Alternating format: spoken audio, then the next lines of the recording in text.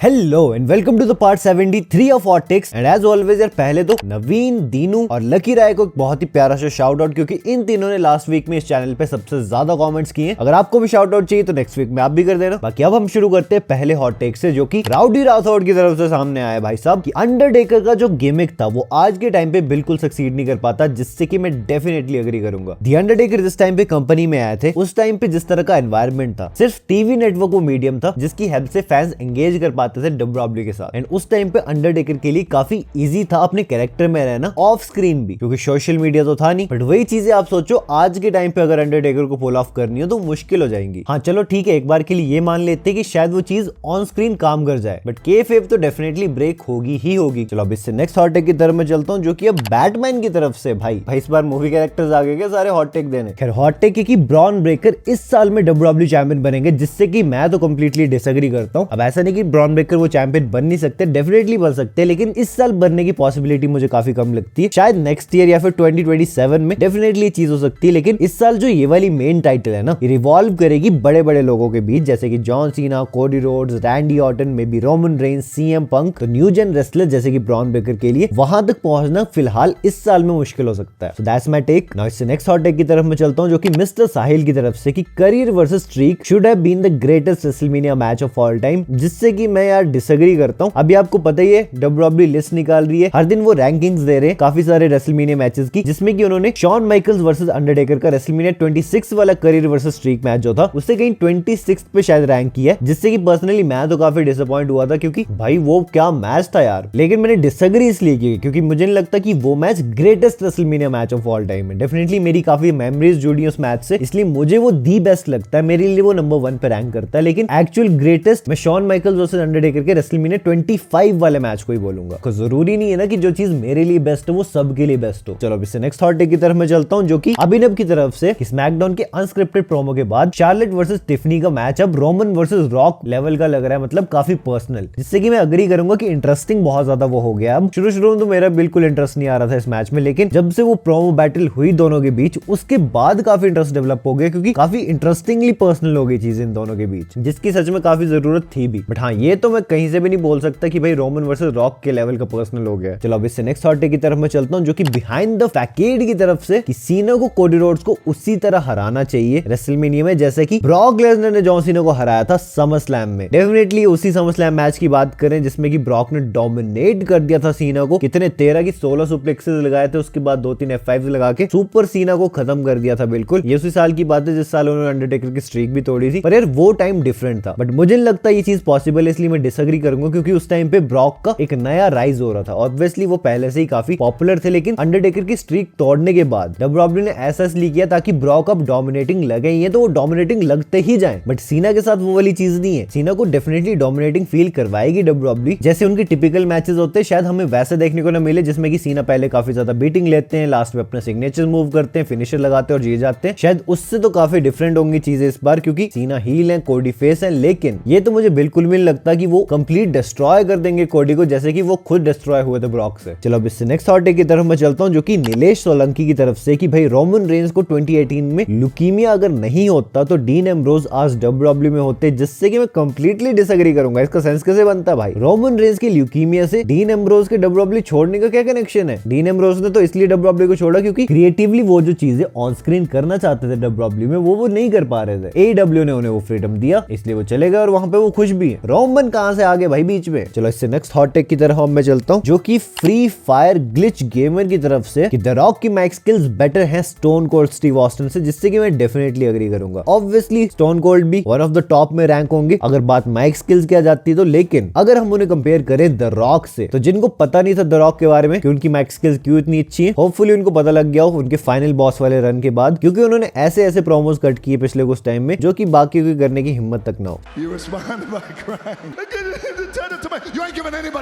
Number 1 पे the rock ही रहेंगे हमेशा। चलो अब इससे नेक्स्ट हॉट टेक की तरफ मैं चलता हूं, जो कि शिवाय की तरफ से कि हर कोई बात करता है फिन बैलर के बारे में, ड्रू मैकिंटायर के बारे में कि उनको वर्ल्ड टाइटल मिलनी चाहिए, लेकिन कोई भी केविन ओवंस की बात नहीं करता, जिनका टाइटल रेन लास्ट टाइम 2016-17 में हमें देखने को मिला था। अब केविन ओवंस जब इंजर्ड हो गए तब लोगों को याद आ रही है उनकी कॉन्ट्रीब्यूशंस डब्ल्यूडब्ल्यूई में, उन्होंने क्या अचीव किया क्या नहीं अचीव किया। अब मैं केविन ओवंस को अंडररेटेड तो नहीं बोलूंगा, क्योंकि उन्होंने 2 बार मेनिया को मेन इवेंट किया है, अच्छे खासे चैंपियनशिप रेंज लाइंस भी दी हैं, लेकिन मैं उन्हें अंडर एप्रिशिएटेड जरूर बोलूंगा, क्योंकि चाहे उनकी माइक स्किल्स हो चाहे उनकी रेसलिंग स्किल्स हो, कभी भी उन्हें उनके फ्लावर्स नहीं मिले। एंड अब काफी खराब लग रहा है सुन के, काफी सारे रूमर्स इधर उधर से आ रहे हैं, लेकिन इतना तो पक्का है कि शायद वो नेक्स्ट रेसलमेनिया तक भी अवेलेबल नहीं होंगे डब्ल्यूडब्ल्यूई में, ऑब्वियसली क्योंकि नेक इंजरी यार, और नेक इंजरी कितनी सीरियस होती है वो तो हम सबको ही पता है। ठीक है, चलो अब इससे नेक्स्ट हॉट टेक की तरफ मैं चलता हूं, जो कि श्रुति की तरफ से कि ट्रिपल एच ने केफेब को रून कर दिया है डब्ल्यूडब्ल्यूई को मेन स्ट्रीम ले जाने के चक्कर में और सेलिब्रिटीज के टेंशन लाने के चक्कर में, जिससे कि मैं अग्री करूंगा। ट्रिपल एच ने काफी हद तक केफेब अब डिस्ट्रॉय कर दी है। अब वो ओपनली बता देते हैं कि हाँ भाई, जब वो हील फेस जैसे वर्ड्स ऑन स्क्रीन बोल रहे हैं, फोर्थ वॉल ब्रेक करना कई बार अच्छा लगता है, लेकिन हर बार वो चीज अच्छी नहीं लगती है टीवी पे। तो definitely agreed. At the end बस मैं ये चाहूंगा कि भाई अगर वो फोर्थ वॉल ब्रेक कर भी रहे हैं तो वो रेयरली ही ये चीज किया करे, ऐसे हर बार प्रेस कॉन्फ्रेंस में या फिर ऑन स्क्रीन बताना अच्छा नहीं लगता। ये हील है, ये बेबी फेस है, हम ये स्टोरी लाइन चलाएंगे, हम वैसा करेंगे। समझ रहे हो बात की गहराई को। चलो अब इससे नेक्स्ट हॉट टेक की तरफ मैं चलता हूं, जो कि A&T एडिट्स की तरफ से कि कोई ना कोई तो John Cena versus Cody Rhodes के मैच में डेफिनेटली रिटर्न करेगा, जिससे कि मैं भी 100% अग्री करता हूं। अब वो कोई भी हो सकता है, ठीक है, स्टोन कोल्ड भी हो सकते हैं, द रॉक भी हो सकते हैं, क्या पता दोनों ही आ जाए, या क्या पता कोई और भी सुपरस्टार जिसे कि हम एक्सपेक्ट भी ना कर रहे हो, बट कोई ना कोई तो आएगा। इसकी काफी हद तक पॉसिबिलिटी बनती है, क्योंकि जब रेसलमेनिया 40 की नाइट 2 का मेन इवेंट है, the biggest match of this is WrestleMania, तो शॉक फैक्टर्स उसमें देखने को मिलेंगे ना फिर ऑब्वियसली। चलो अब इससे नेक्स्ट हॉट टेक की तरफ मैं चलता हूं, जो कि धीरज सिंह की तरफ से कि सीना वर्सेस कोडी के मैच में ब्लड बाथ हमें देखने को मिलेगा, जिसमें कि कोडी रोड सीना का ब्लड निकालेंगे रिवेंज लेके, जिससे कि मैं कंप्लीटली डिसएग्री करूंगा यार। मुझे पर्सनली लगता है कि इस मैच में हमें कोई भी ब्लडी मोमेंट देखने को मिलेगा, क्योंकि जरूरत नहीं है। मतलब ऑब्वियसली देखने को मिल जाता है तो बढ़िया बात होगी, इंटेंसिटी बढ़ा देगा वो इस मैच की, लेकिन इस मैच से ज्यादा मुझे जे ओसो वर्सेस गुंथर के मैच के चांसेस लगता है कि वहां पे ब्लड निकल सकता है, क्योंकि गुंथर ने ज्यादा बुरा हाल किया था जिमी ओसो का। चलो अब इससे नेक्स्ट हॉट टेक की तरफ मैं चलता हूं, जो कि अगेन श्रुति की तरफ से यूएस टाइटल के लिए सिंगल्स मैच करवाना काफी इलॉजिकल था, क्योंकि स्मैकडाउन पे काफी सारे सुपरस्टार्स है, तो ये मैच एक मल्टीमैन मैच होना चाहिए था, जिससे कि मैं कंप्लीटली एग्री करूंगा। डब्ल्यूडब्ल्यूई इस मैच को एक लैडर मैच बना सकती थी। बिल्कुल सेम भी नहीं होती चीजें, क्योंकि आईसी टाइटल पिक्चर में हमें एक फैटल 4 वे मैच देखने को मिल रहा है, यहाँ पे हमें एक लैडर मैच देखने को मिल जाता, और काफी सारे सुपरस्टार जैसे कि सोलो सिकोआ हो गए, ब्रॉन स्ट्रोमन हो गए, शिंसुके नाकामोरा हो गए, उन सबको मौका मिल जाता रेसलमेनिया में फीचर होने का, जो कि अब नहीं मिल रहा है। तो डब्ल्यूडब्ल्यूई को डेफिनेटली ये चीज करनी चाहिए थी, बट अब नहीं हुई तो क्या ही कर सकते हैं। बाकी आज के लास्ट हॉट टेक पे मैं आ जाता हूं, जो कि आमिर की तरफ से कि जे वर्सेस गुंथर का मैच मेन इवेंट होना चाहिए था रेसलमेनिया के नाइट 1 का, रोमन वर्सेस सेथ वर्सेस पंक नहीं, जिससे कि मैं डिसएग्री करूंगा यार ऑब्वियसली। हाँ, डब्ल्यूडब्ल्यूई प्रॉमिस जरूर करती कि भाई रॉयल रंबल जीतने वाला सुपरस्टार मेन इवेंट करता है मेनिया को, जो कि हर बार चीज हमें देखने को मिलती नहीं है। ये मैच इसलिए मेन इवेंट नहीं करना चाहिए क्योंकि इसकी हाइप उतनी नहीं है जितनी की रोमन वर्सेस सेथ वर्सेस पंक की है, और दूसरी चीज ये भी है क्योंकि रोमन सेथ पंक का जो मैच है वो एक मनी मैच है, उसमें स्टार पावर ज्यादा है, तो ऑब्वियसली उसका हेडलाइन करना नाइट 1 को ज्यादा सेंस बनाता है। तो यार यही था हॉट टेक्स पार्ट 73। अगर आपका हॉट टेक इसमें पिक हुआ तो कांग्रेचुलेशंस, अगर नहीं हुआ तो कोई बात नहीं, नेक्स्ट हॉट टेक वाली वीडियो में पिक हो जाएगा। बाकी अगर आपने मेरी लास्ट वीडियो देखी है जिसमें कि मैंने Cody Rhodes versus John Cena का मैच का क्लियर विनर बताया था, कोई इधर उधर की बातें नहीं, क्लियर विनर जानना है कौन है, तो यार ये रही वीडियो आपके सामने, से जल्दी क्लिक करो और देख लो। मैं अब आपसे मिलता हूं अपनी नेक्स्ट वीडियो में एक बहुत ही इंटरेस्टिंग टॉपिक के साथ। So until that time, this is जय